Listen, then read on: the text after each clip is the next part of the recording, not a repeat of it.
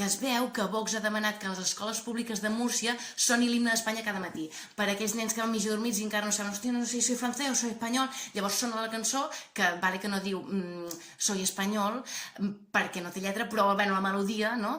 Nino, nino, nino, Espanya, traspua espanyolitat, aquest dibuix melòdic, vosaltres no hi enteneu, però jo soc músic i jo us ho dic, que traspua espanyolitat. Total, que li han dit, donde va el loco, no pots posar això cada matí, perquè si no, la Damaris Gilabert, que canta Bon dia al dematí, i la Damaris Gilabert espanyola, la Gelaberto, no tindrà feina, no? I li han dit, doncs vale, va, ni tu ni jo ho fem només en els actes solemnes.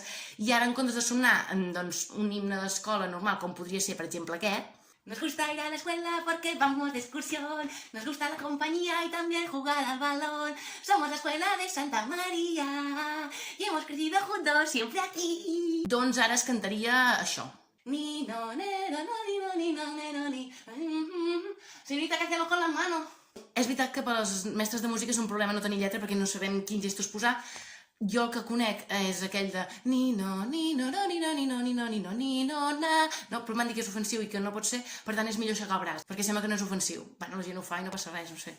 Total, que com que no m'han pogut posar cada matí perquè no estiguin tristos, els han dit, bueno, va, ni tu ni jo posarem també un retrat del rei, no? Perquè com que aquest home no para mai i no sabeu mai el pèl perquè només fa que treballar i quan no treballa està esquiant i té les ulleres aquelles no se'l veu i la gent no sap qui era el rei d'Espanya i això s'ha de saber perquè el rei d'Espanya fa moltes coses per Espanya.